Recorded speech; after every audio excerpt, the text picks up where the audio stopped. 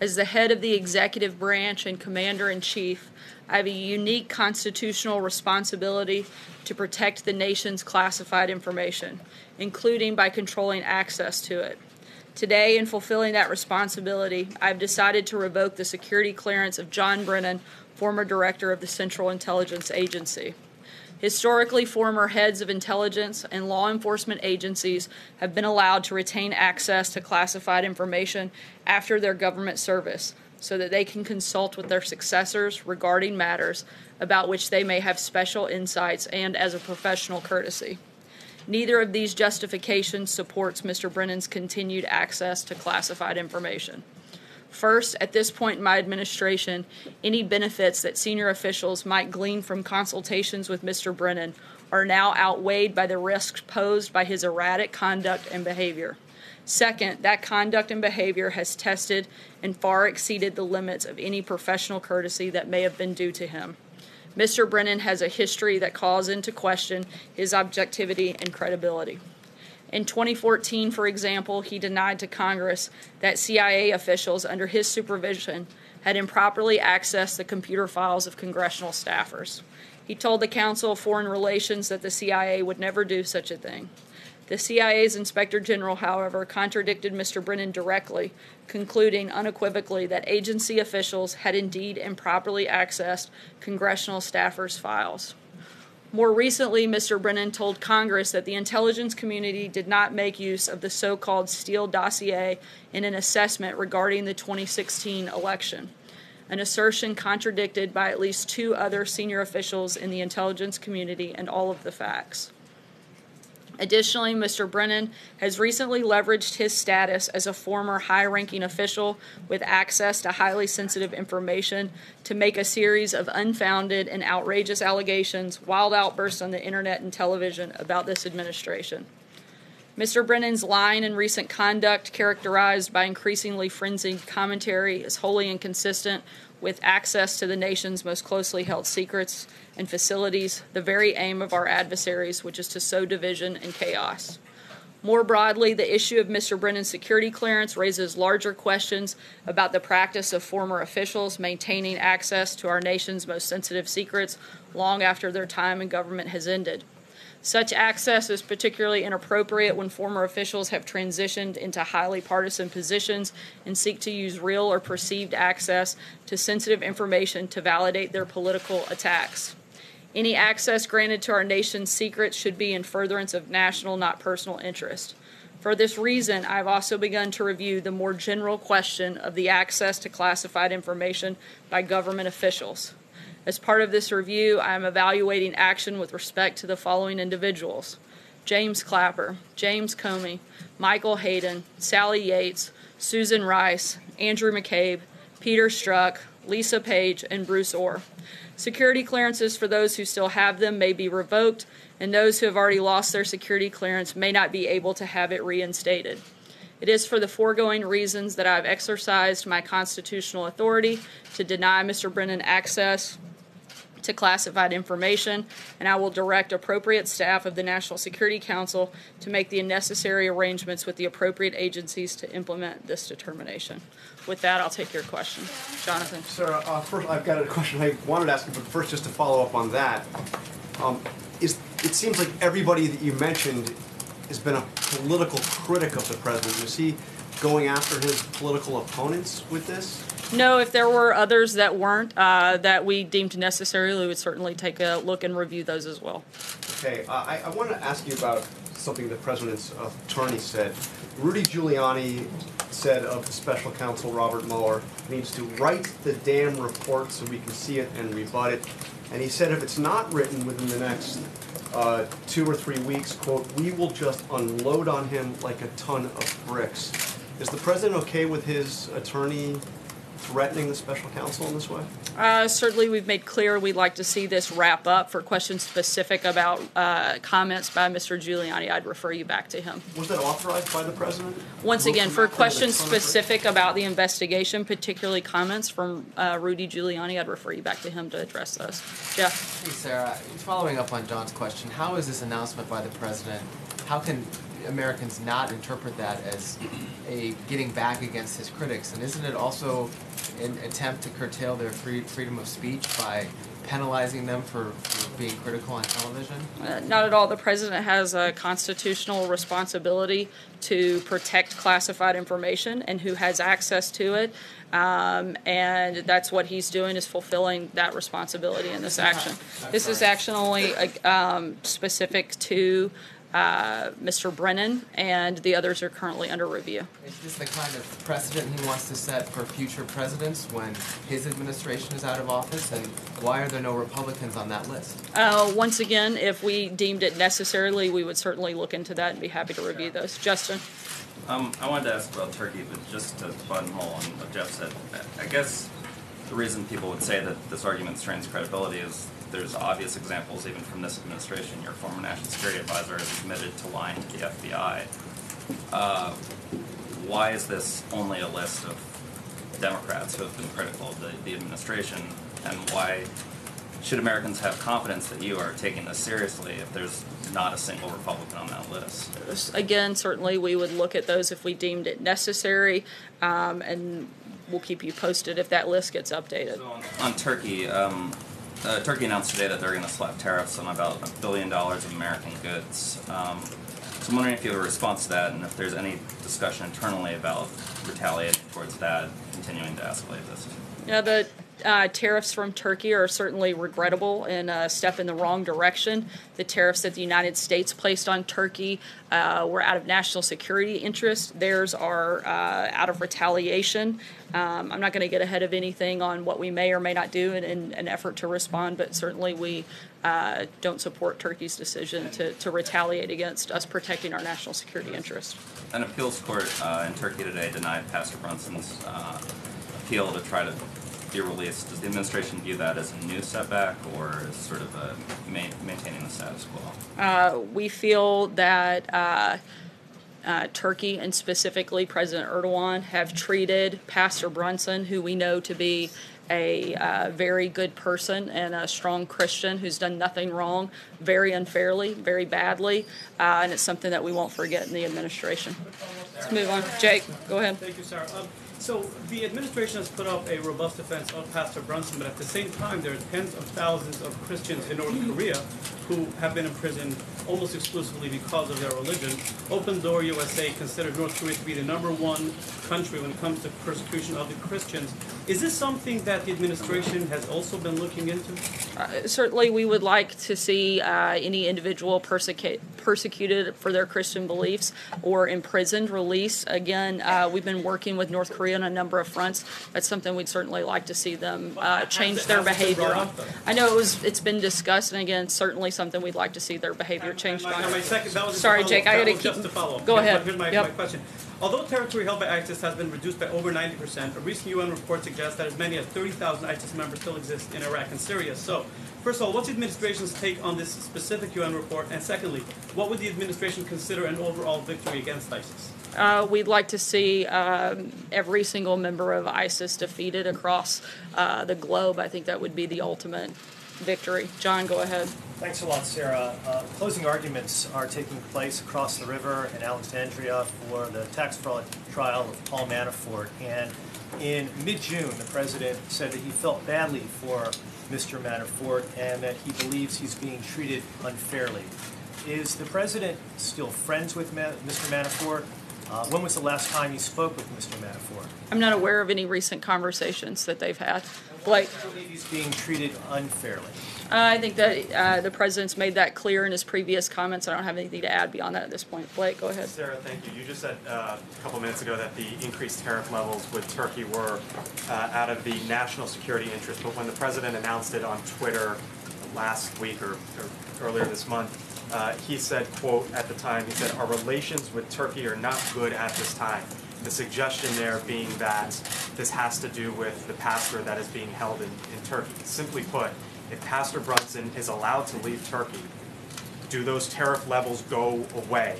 Is that kind of the deal that could be in place? No, is that a deal that could be on the table? The tariffs that are in place on steel would not be removed with the release of Pastor Brunson. The tariffs are specific to national security. The sanctions, however, that have been placed on Turkey are specific to Pastor Brunson and others that we feel are being held unfairly, and we would consider that at that point. What, in the interest of national security, what's changed over the last month or so with Turkey that you're justifying national security? Again, the president's been clear about the steel and aluminum industries, steel particularly in this case, that those are industries that must be protected.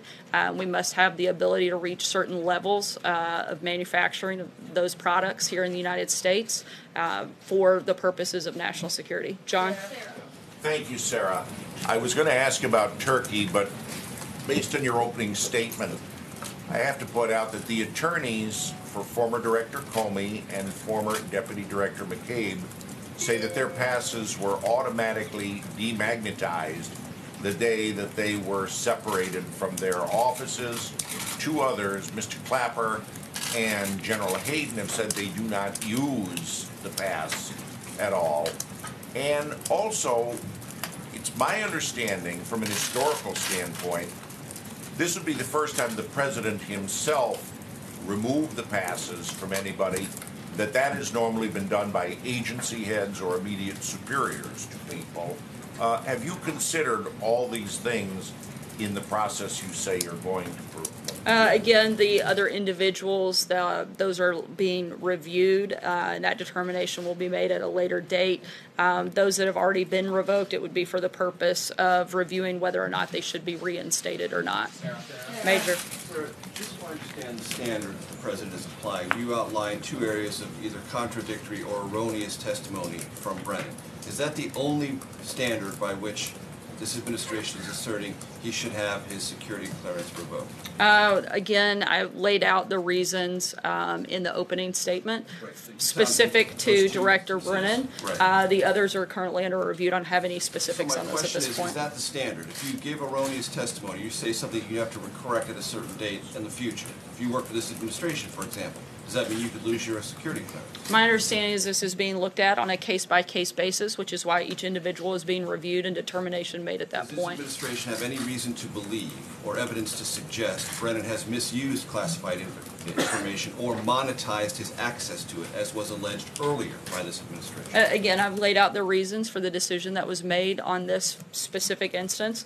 We'll continue to review the other actions. Andrew? Can we assume by the absence of you not saying those things, you didn't find any evidence of that? No, I wouldn't make any assumptions. I'm telling you what the decision was based off on in this case. Andrew? Thank you very much. I wanted to follow up on the question yesterday about Afghanistan.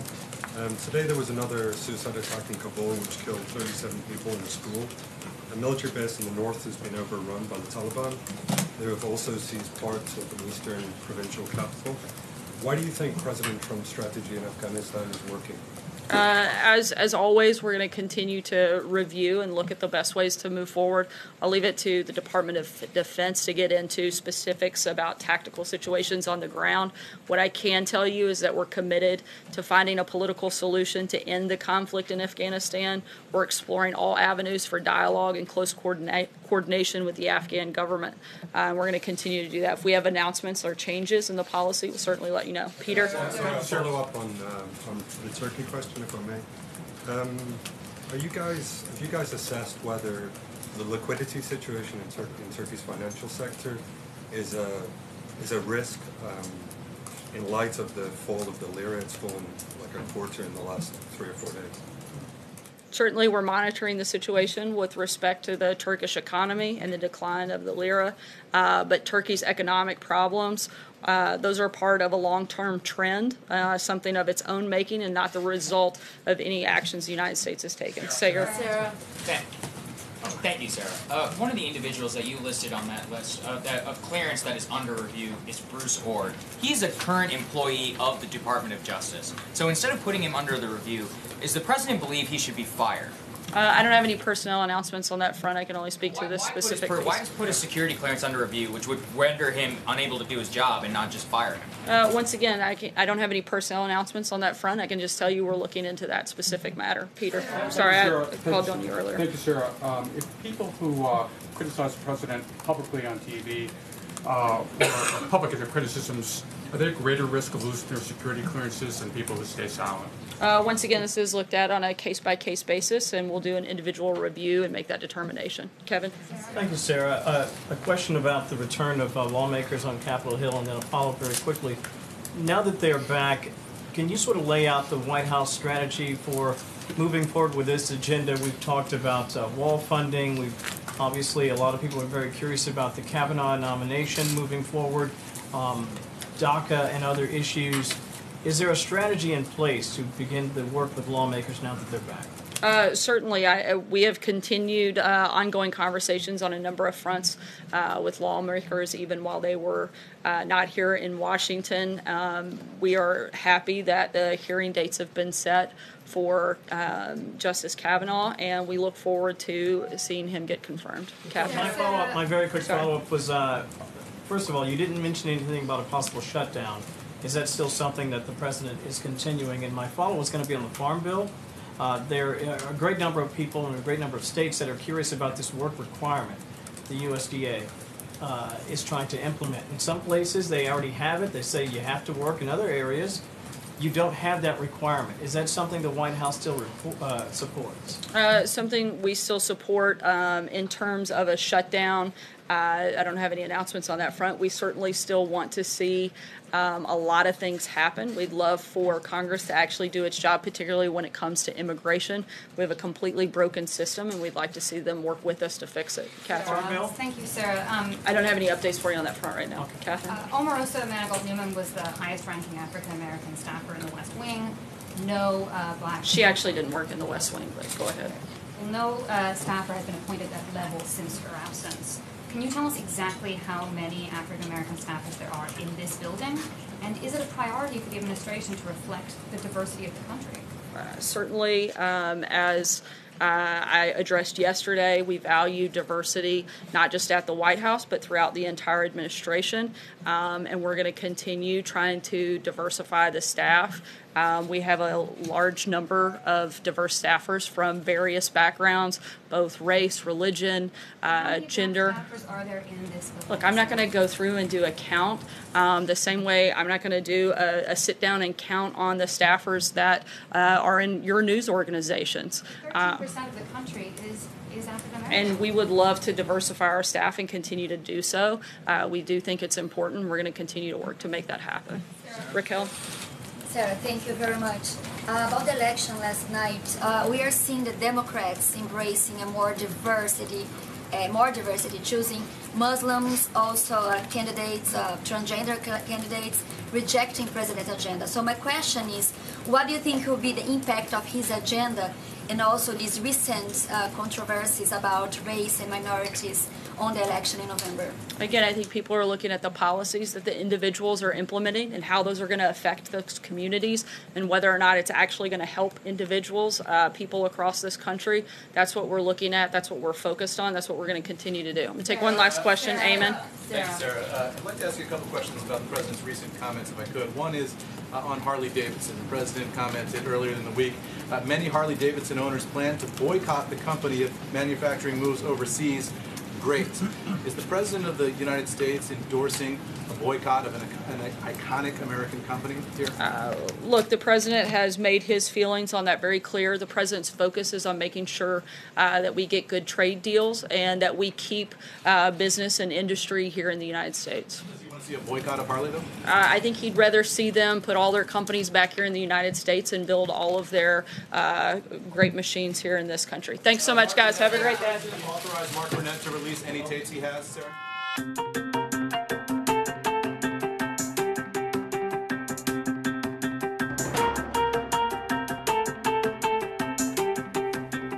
And welcome to the briefing room. I'm Devin Dwyer. The second White House briefing in as many days, a rare treat in this White House, and a massive change of subject. In fact, I think, guys, the word Omarosa was only mentioned once. Joined by Justin Fischel here, Meredith McGraw making her briefing room debut, one of our White House producers. Great to have Meredith with us. And a little bit of news, guys, at the top there about John Brennan, the former CIA director and Obama. a member of the Obama administration. Obviously, the president had teased that he was going to revoke his security clearance, and he did. Big change of subject. They had said last month that they were considering doing this. They revoked his security clearance today. And what does that mean? Traditionally, the people like the former director of the CIA keep their security clearances, and they're trusted advisors to any White House, even the ones that come after them, and they'll call on them. That is not the case this time around. John Brennan just created a Twitter account within the last 12 months, and it is dedicated solely to attacking the president. I mean, I must say, this guy bothers the president, and this is retribution. And Meredith, the press secretary, was pressed a couple of times, just like she was a few weeks ago when this first came up, that this seems to be all about political retribution, the president going after his critics. Right. She listed a half dozen names today, former Obama officials who have served in the Justice Department in various capacities. They're under review, but she's denying that this has anything to do with politics. What's really going on here? In a lot of ways, this sort of seems like they're changing the subject and trying to shift the attention away from, of course, Omarosa and more on that in a second. all of the things that have been going on there. But if you remember, Brennan really did make a splash after that Helsinki summit with Putin. He called Trump's press conference there nothing short of treasonous. Mm-hmm. Senator Rand Paul was one of the people that called on Trump to revoke his security clearance, but the timing of this does seem slightly suspect. And he named a number of other people, that Sarah did, rather, that they're considering. Comey, Hayden, Yates, Rice, McCabe, Strzok, or a number of these people, first of all, have been fired. So they already lost their They lose their clearance. It's like, that's over. So And they knew that. Yet again, they're teasing doing it after they've been fired. She mentioned that later, that they realized that it's been gone already. But I mean, let's take a little listen again to Sarah's announcement at the top of the briefing. This was a statement from President Trump himself. Today, in fulfilling that responsibility, I've decided to revoke the security clearance of John Brennan, former director of the Central Intelligence Agency. Historically, former heads of intelligence and law enforcement agencies have been allowed to retain access to classified information after their government service so that they can consult with their successors regarding matters about which they may have special insights and as a professional courtesy. Neither of these justifications supports Mr. Brennan's continued access to classified information. First, at this point in my administration, any benefits that senior officials might glean from consultations with Mr. Brennan are now outweighed by the risks posed by his erratic conduct and behavior. All right, so Jordan, she didn't present. Let's bring in Jordan Phelps over at the White House. She was there for the briefing. Jordan, Sarah Sanders didn't present any evidence of wrongdoing on the part of John Brennan or any of the others when it comes to classified information. She simply said it has to do with some of their misstatements. Yeah, that's right. She cited his erratic behavior, as you saw there in particular. And she was pressed in the briefing about, have there been any violations of classified information? After all, as Sarah said in her statement, this has to do with the president's constitutional responsibility to protect that confidential information. But they have no evidence. The only thing they do have is that Brennan has made these statements that have been upsetting to this president. And it's interesting, and in addition to changing the subject, that this comes the day after, all the briefing was kind of dominated by Omarosa. They haven't been able to silence this former aide. Now it looks like they're trying to use some other mechanism to try to silence people who have spoken out against this White House. It's a warning shot. And I want to bring in our ABC News contributor, John Cohen, who used to be a member of the Obama administration in the Department of Homeland Security. John, thanks for joining us. You, of course, are very familiar with these security clearances, what it takes to get them, what it means to keep them. Back when this threat was first issued, we heard from guys like Clapper and Comey that it doesn't really matter. It's mostly symbolic, a courtesy. But Sarah Sanders today suggested this could also hinder these folks' ability to get a clearance in the future, right? Well, it's possible, but not likely, and I say that for this reason. In usual administrations, security clearances are taken back when somebody has demonstrated through their behavior an unwillingness or inability to safeguard national security information. So unless the reason for the revocation is clearly laid out as being that John Brennan, or being a result that John Brennan failed to safeguard national security information, if he were to apply for a security clearance in the future, it probably would not be considered derogatory information to prevent him from getting one. Now, that said, I just want to stress a couple things. One, this is highly unusual. I mean, I worked in the Office of the Director of National Intelligence during the Bush administration. You know, I was the acting Undersecretary for Intelligence during the Obama administration for DHS. To have somebody who has left government, particularly someone who's headed an intelligence community organization, and to have their clearance taken away because they're criticizing the administration in office, I've never heard of it in my career. Secondly, this really potentially serves at the detriment of the government and our intelligence community, because the reason why former officials who led intelligence community organizations retain their clearances is so that they can be called back into service to provide guidance and information to those who are running these organizations during times of crisis. So by taking John Brennan's clearance away, by revoking his clearance, we are losing him as a resource should the current leadership of the CIA or the national security community want to leverage his experience or information that he may have because of his past role. John, I want to ask you about that just before we let you go. There's been a lot of talk about with the president's power, his ability basically unfettered to take this away. But does Brennan have any recourse to get it back? Could there be allies within the national security apparatus who could help him now or in the future? Could Democrats in Congress do something to reinstate this? Well, the president does have broad authority as it relates to national security information, whether it's classifying information, declassifying information, or causing the apparatus to revoke someone's security clearance. But I have to say, this is somewhat uncharted territory, because if it turns out, as I was indicating earlier, that this revocation was not the result of a security issue where Brennan, where it was determined that Brennan failed to safeguard national security information, and if it turns out that his clearance was taken away solely for political reasons, that would be highly unusual and highly disturbing.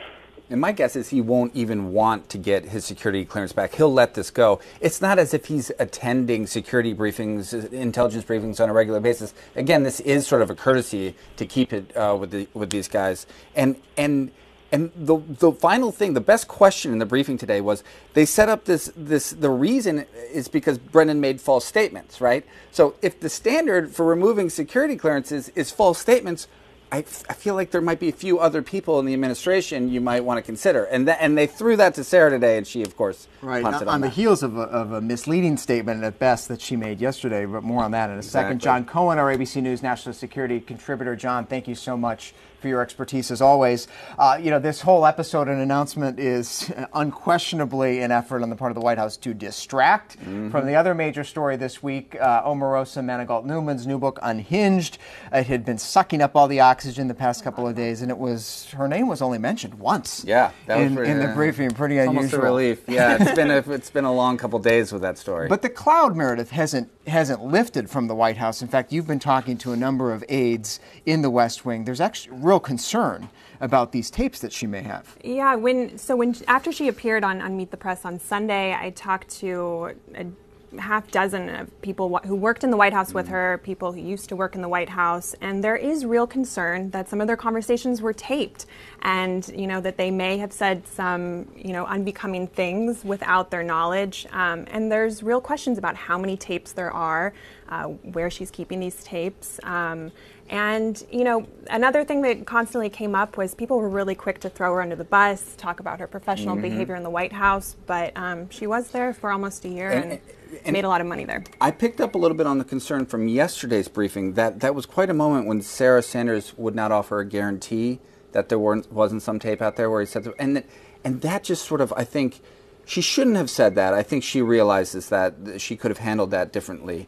It's truthful to say you could never guarantee anything, but it just sort of raises and sows a little doubt into what they believe about this president. You got to believe that there's some real anxiety there about whether who to believe. There's so much lying going on with these former aides and current aides that it's really complicated. Let's bring in Jordan Phelps one more time from the White House North Lawn. And Jordan, perhaps it's a little bit quiet on the Omarosa front today because she hasn't been out on her media tour. In fact, she's meeting with her lawyers today. We know, and that's because the Trump campaign is basically filed a legal procedure against her to keep her quiet. Yeah, and Devin, what's interesting, in addition to the statement that the president, that was read aloud at the top of today's briefing, the president has really held his fire on Omarosa today. So that's one of the quickest ways to make this story go away, is for the president to just stop talking about it so much. But a lot of questions about what sort of legal jeopardy Omarosa could be in, especially if she's out there making false claims. We've talked a lot about both parties in this story being a bit discredited, but if she has been making false claims, there is some grounds for potential defamation or libel case here. We haven't heard that that's being pursued, but there is that potential. All right, much more to come on the Omarosa front. Jordan, thank you for that. Stand by. The other big story in Washington today is the closing arguments in the Paul Manafort, President Trump's former campaign chairman. His legal case in federal court is in the final stages. It could go to the jury today. I believe we have our reporter, Catherine Falders, who has been tracking the case all along. Catherine, this thing is very quickly coming to a head. Give us the latest on where we are with closing arguments. Yeah, so the prosecution delivered their closing arguments today for about 2 hours. They painted Manafort as a liar, a schemer. They said, quote, when you follow the trail of Manafort's money, it's littered with lies.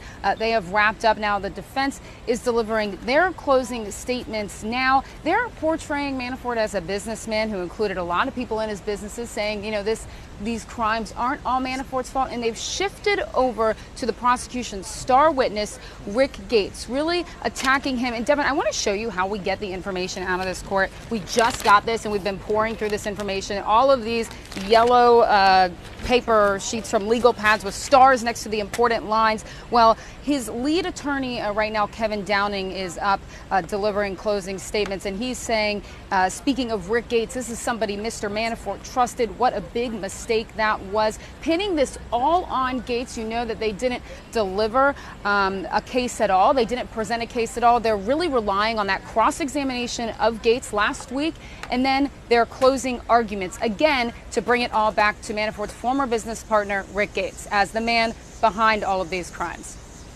The defense, as you say, declaring him innocent of all these charges will be fascinating to see. In fact, that was a question, guys, that was put to Sarah Sanders today. Does the president think that Paul Manafort is innocent here? She didn't exactly answer that. Well, he has said in the past that he's been treated unfairly, and it raises the big question: is he going to use the power of the pardon?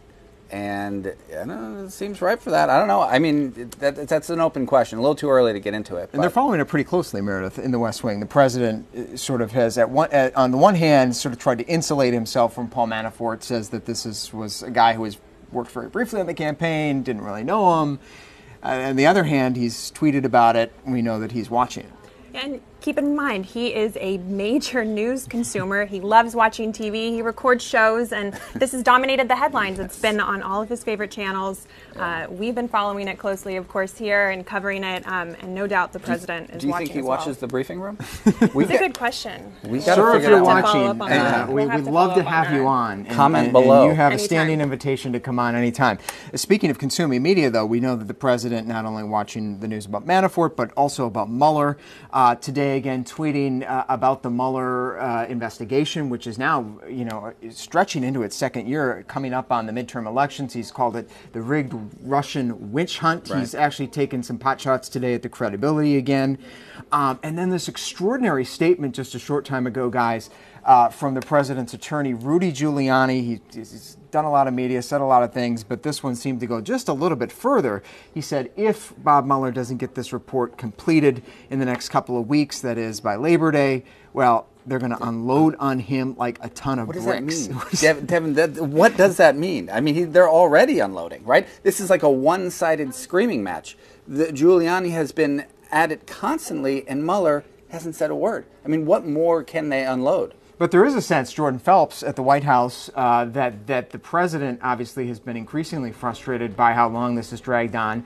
And you do hear from aides there that they would like to see perhaps some sort of resolution by Labor Day. They don't want this bleeding into the campaign, and they actually seem to be looking for a fight. That's right, Devin. They definitely want this wrapped up before it could have any potential impact on the midterm elections. But there's sort of this counter argument that's also being made that the Trump White House doesn't really want this to go away because this gives them something to fight against. As you mentioned, they love to have a fight, and the president feels he's done a pretty good job discrediting this as a rigged witch hunt, as he likes to call it. So as long as his supporters are on his side and believe that people are coming after the president unjustly, this can actually be used to galvanize his base. All right, Jordan Phelps at the White House. Jordan, thank you so much. We know you'll be out on the campaign trail. And we are just about 80 days from the midterms, guys. It's coming up very quickly. There were some more primaries last night. We're wrapping up primary season, 4 states. And an interesting night, Meredith, for Democrats, who we've seen this campaign season, sort of an internal struggle for Democrats between the establishment Democrats and progressive Democrats. There were actually some really interesting historic winners last night. Yeah, we had the first openly transgender candidate, be nominated up in Vermont. Up in Vermont, exactly. Christine Hallquist. A woman who could go on to be the first Muslim American congresswoman. And Trump was touting this as a victory for him. He offered endorsements, but I think the real question is going to be, when he goes into the general election and there are more independent voters, people who aren't, as hardcore Republicans, if they'll actually have the same sort of support. But it was a big, big night for Democrats. And we should say there were a couple of new polls out today before we wrap it up on the generic ballot. That is polling, nationwide polls. CNN has one, Quinnipiac has one on who would you vote for in your race, the Democrat or the Republican. And Democrats in both of those are quite far ahead, 11 points, 9 points respectively. It doesn't bode well for Republicans. But the president today was talking to Corey Lewandowski, former campaign manager. He says the president's going to be out there for 40-plus days in the home stretch. That's a lot of traveling. That's like every other day. So buckle by up. Our That's right. Right. That's that's going to be frequent flyer points for airports. It would be nice. Unfortunately, not. We'll be out there. Meredith will be out there. You will be out there. Jordan Phelps will be out there. We'll be following it the whole way here in the briefing room. Thank you so much for watching on this Wednesday. I'm Devin Dwyer, Justin Fischel, Meredith McGraw making her debut. We'll see you next time.